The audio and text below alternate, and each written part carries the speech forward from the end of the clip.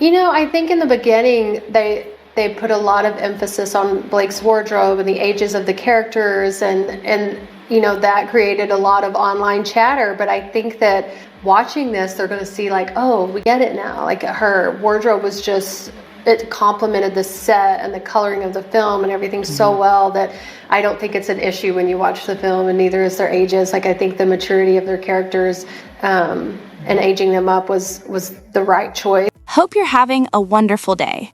It's Monday, it's freezing here, and over the weekend I took some time to catch up with creators who've been covering the Blake Lively-Justin Baldoni situation, especially to hear what actual lawyers had to say.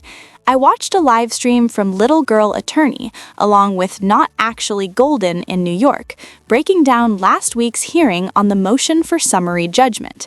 Because they're attorneys, I was really interested in what they picked up on, what the judge seemed stuck on, and what clearly raised red flags.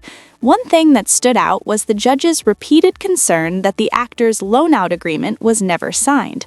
According to the live stream, he kept circling back to this issue, even openly questioning whether he should just throw it out altogether or deem it unenforceable because it wasn't executed. He also appeared skeptical of the so-called 17-point agreement, suggesting it wasn't an enforceable contract due to a lack of consideration. Lively wasn't actually foregoing anything, and the judge reportedly pressed Gatow on that exact point, asking what, specifically, Blake gave up in exchange for that agreement. For a contract to be enforceable, both sides must exchange real consideration, and continuing to render services didn't qualify because Blake was already contractually obligated under her offer letter. She couldn't suddenly claim that continuing to film was new consideration when she had already agreed to do so. When Gatow argued that Blake waived her right to file an HR complaint, or possibly to take legal action, the judge reportedly pushed back, asking why the court was even involved if that were true. That claim was then walked back to just waiving an HR complaint, which again raises the question, then why are we here? The irony is hard to ignore. Blake refused to sign this agreement for a year and a half, and now she wants the court to enforce the very contract she declined to sign.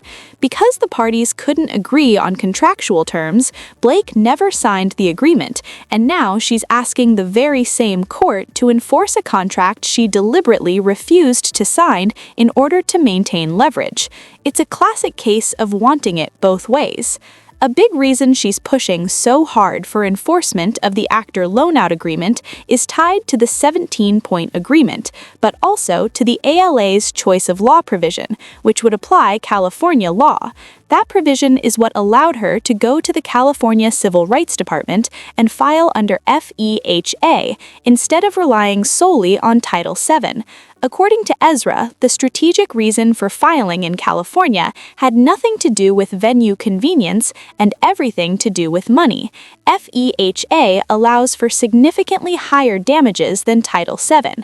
That explains why her team is fighting so aggressively to keep the ALA alive. Without it, the FEHA claims collapse, and with them go the enhanced damages, attorney's fees, potential treble and punitive damages, and even the protections she's claiming under California's 47.1 statute related to defamation. If the ALA is tossed, the sanction motions and fee-shifting arguments largely disappear as well. The judge, however, appears skeptical, especially since FEHA and Title VII are essentially duplicative causes of action, and courts generally frown on stacking claims solely to inflate damages when one statute would suffice. There's also the unresolved issue of extraterritoriality, whether California law can even be applied to conduct that occurred outside the state. If the judge wants a clean exit, he doesn't have to rule on any of that. He can simply find the ALA unenforceable, particularly since the offer letter contains no California choice of law provision and would default the dispute to New York law. Wayfair has already submitted evidence showing the parties were still negotiating terms well into spring 2024, reinforcing the idea that no final agreement was ever reached. Taken together, it increasingly looks like the judge may decline to enforce an actor loan-out agreement that Blake knowingly chose not to sign. The undisputed facts are fully unsealed, meaning anyone can review them, and they clearly show a long paper trail of failed negotiations. The parties exchanged multiple versions of the actor loan-out agreement beginning on May 5, 2023, and continued doing so all the way through July 2, 2024, after filming had already wrapped. Throughout that entire period, Wayfarer repeatedly asked Blake to review and sign the agreement, while her team continued editing standard terms and attempting to incorporate them into the underlying agreement as amended. On multiple occasions, her side tried to strike language stating that Wayfarer's obligations on It Ends With Us were conditioned on full execution of the agreement and inducement, but those edits were consistently rejected. Importantly, neither side ever modified the entire agreement clause, the company breach provision, the non-waiver provision, or the limitation on damages clause. As late as July 24, 2024, Wayfarer again requested an expedited review and signature, noting the most recent version, dated May 5, 2023, had already been circulated back in April with rights expressly reserved. Despite this, Blake still refused to sign. The record also shows that even key provisions were never finalized, including the sexual harassment clause. As of July 2, 2024, Blake's team proposed language addressing sexual harassment, which Wayfarer partially struck and revised, further demonstrating that negotiations were ongoing and unresolved. The proposed clause broadly prohibited sexual harassment of any kind, defined it in detail, applied it regardless of sex or gender, and contemplated immediate termination for violations, yet even this provision was left unsettled. Taken together, the undisputed facts make it difficult to argue that a final enforceable agreement ever existed when negotiations were still active, material terms were unresolved, and Blake repeatedly declined to execute the document despite ongoing requests. The proposed sexual harassment language makes the negotiation breakdown even clearer.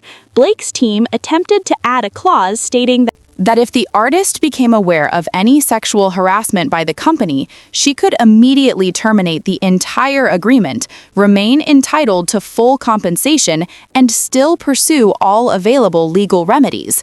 Wayfarer rejected that addition outright. From their perspective, the contract governed the relationship between the company and the artist. It was not a mechanism for the artist to unilaterally dissolve the deal, get paid in full, and still sue. As a result, even the sexual harassment provision was never finalized, reinforcing that material terms remained unresolved through the very end. Viewed in context, it's evident Blake wanted language that would allow her to effectively fire the company if harassment occurred, while preserving her compensation and litigation rights.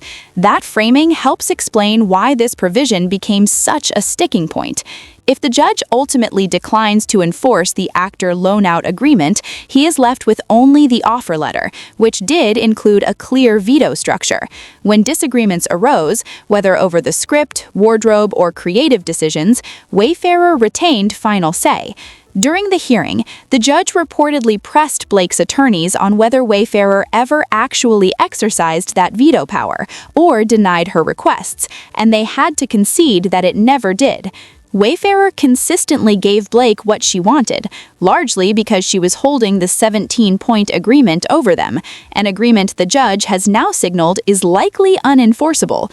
When viewed as a whole, the case increasingly looks less like a dispute over breached promises and more like an attempt to retroactively enforce leverage that was never contractually secured in the first place.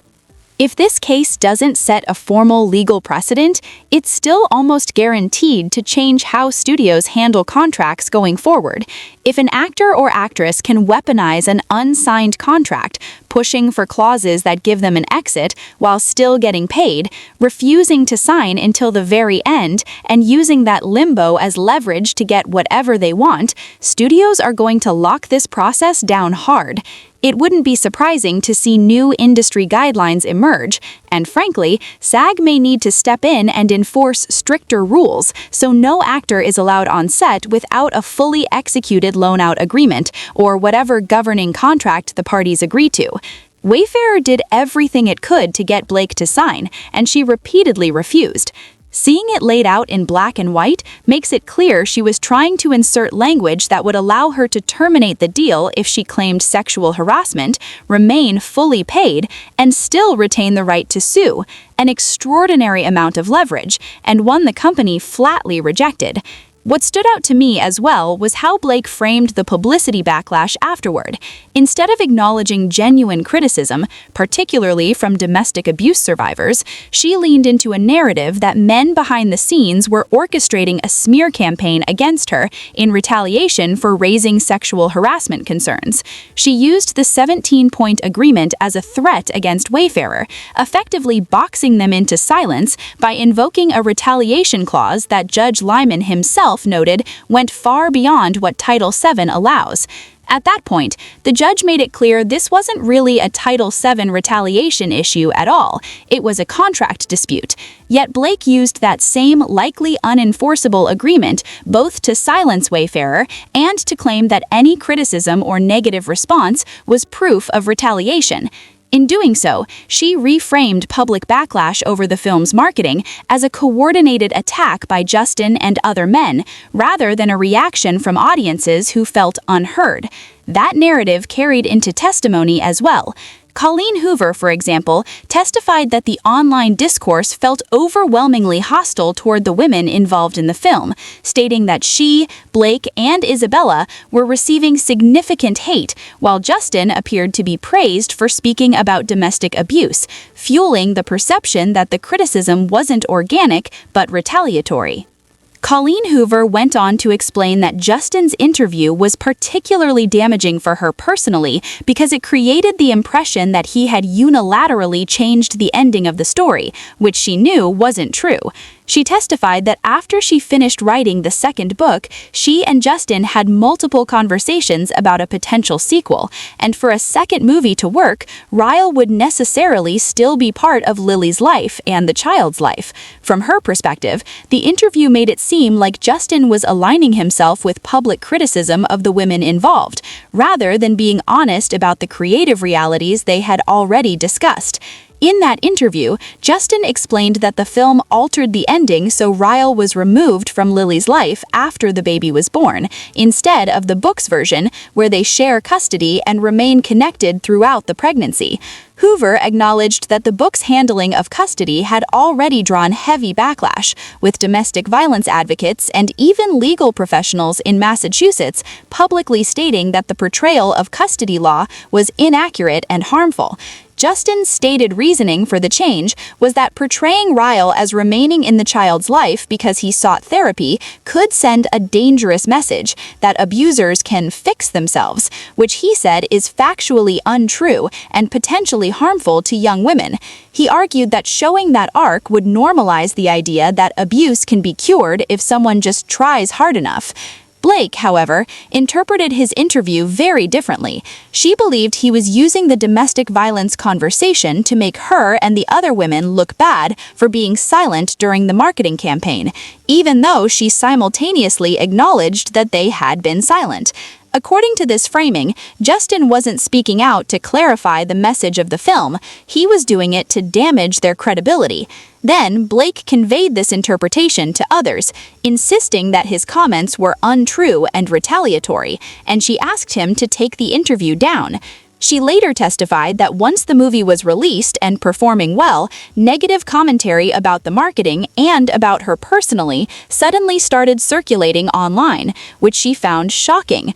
What stood out to her most, she said, was Justin's silence in the face of online abuse directed at the women involved, reinforcing the belief that his public comments weren't about advocacy, but about distancing himself and letting the backlash land squarely on them.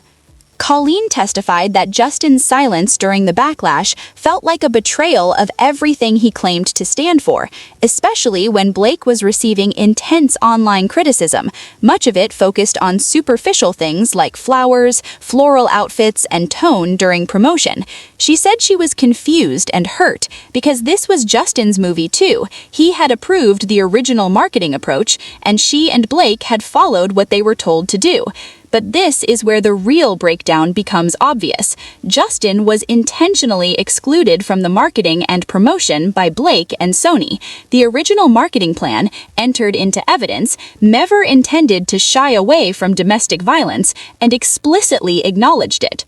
How sensitive the subject was, recognizing that ignoring it would likely create backlash. That plan changed once Blake and Sony aligned, shifting from a message of responsibility and awareness to a strategy focused on profitability, avoiding domestic violence altogether because it was too dark and might hurt ticket sales. The goal became misleading audiences to maximize revenue. Justin, meanwhile, wanted to remain truthful to the story's purpose, addressing domestic violence, its impact on women and children, and the cycle of generational trauma. Because he was deliberately kept out of the marketing loop, he began receiving frantic directives after the fact. Don't say this, don't say that, despite the fact that he had spoken consistently about domestic violence in interviews for years. When Wayfarer's attorneys questioned Josh Greenstein about the marketing strategy, he conceded that marketing analysis sometimes gets it wrong, and here it did. They underestimated the audience and ignored long-standing criticism that Colleen's work romanticized domestic violence and framed abuse in a way that normalized staying with an abuser. Wayfarer's goal was simply to course-correct the messaging so it didn't send the wrong signal. By contrast, Blake, Ryan, Colleen, and Sony remained focused on revenue. Colleen herself admitted she read from a teleprompter during press, saying exactly what she was told to say, yet she still blamed Justin for failing to defend them when public reaction turned negative. What she failed to acknowledge is that those PR junkets weren't created by Justin, weren't scripted by him, and didn't include him at all. Sony tried issuing a statement in support of Blake and the women involved, but it only made things worse. They showed Blake the data in black and white and urged her to pivot and address domestic violence directly, but she refused, posting only a brief Instagram story that didn't meaningfully change her public messaging. Instead, she framed all criticism as misogyny, insisting people were just being mean to her because she's a woman, rather than acknowledging that survivors were calling out genuinely insensitive marketing. To this day, Blake, Colleen, and even Isabella still appear unable or unwilling to recognize that the backlash came from victims who felt exploited by a story and a marketing campaign that monetized trauma, romanticized abuse, and then ignored it entirely. Those choices weren't Justin's, they were Blake's, and they followed the same monetization pattern Colleen had already used with related merchandise like coloring books and nail polish. When audiences called that out, Justin was blamed for not defending them, despite being excluded from the press junkets, the premiere, and the promotional strategy altogether. Sony quickly learned that responding publicly only amplified the backlash, and sometimes the best option is to let criticism run its course. Ultimately, Sony had to tell Blake that she needed to start talking about domestic violence, but by then, the damage was already done. Sony eventually tried to recalibrate by looking at the organic online feedback, and the message was unmistakable. The marketing wasn't working. Audiences were saying plainly that the book was about domestic violence, so the promotion needed to acknowledge domestic violence. Compounding the backlash was a separate viral moment involving journalist Kirsty Flaw, whose interview with Blake, posted independently on her YouTube channel, resurfaced and went viral. In that interview, Blake mocked Flaw after she congratulated her on her pregnancy by responding, "Congratulations on your little bump," despite knowing Flaw couldn't have children. The clip spread organically, not because anyone amplified it, but because people were reacting to Blake's dismissive and insulting behavior. Sony advised that a simple apology would go a long way, pointing to Anne Hathaway's apology to the same journalist as an example of how effective accountability can be. but Blake refused. She wouldn't issue a public apology to the journalist, wouldn't address her comments minimizing domestic violence, and wouldn't correct statements like suggesting the film wasn't about domestic violence at all. Instead, she insisted others should apologize to her. That refusal became another flashpoint. Even Isabella appeared to absorb Blake's framing wholesale. In her deposition, Isabella denied that Blake ever marketed the film as a girls' night out movie, despite that exact language appearing on AMC's website, then immediately pivoted to claiming Justin was playing things up to make himself look good while others looked bad. When pressed, she admitted she didn't know whether Justin wanted to participate in press with her or with Blake, but did acknowledge that he wanted to participate in press with Colleen Hoover, and a joint Instagram post had been planned. When shown her own text messages, she confirmed them. What makes this so striking is that Isabella also testified that everything she said during press was studio-directed, yet the studio handling promotion was Sony, not Wayfarer. Blake organized the press junkets. Blake appeared alongside the cast. Blake coordinated the cast videos through Maximum Effort. Blake and Ryan worked with Sony to revamp the marketing strategy to exclude domestic violence entirely and reframe the film as empowerment-driven content. Then, Blake and Ryan turned around and told the cast that this strategy was approved by the studio and coming from Wayfarer, when Wayfarer had no control over promotion at all. Sony was the distributor, and Sony was responsible for marketing. Blake used that misrepresentation to her advantage, claiming both that Justin was being silenced because of contractual retaliation protections and simultaneously telling the women around him that his silence and independent interviews were proof of retaliation and bad faith. In doing so, she sidelined him, kept him quiet through contractual threats, and then weaponized those same allegations socially, turning cast members against him and reinforcing a narrative that he was the source of the backlash, when in reality, he had been excluded from the very marketing decisions that caused it.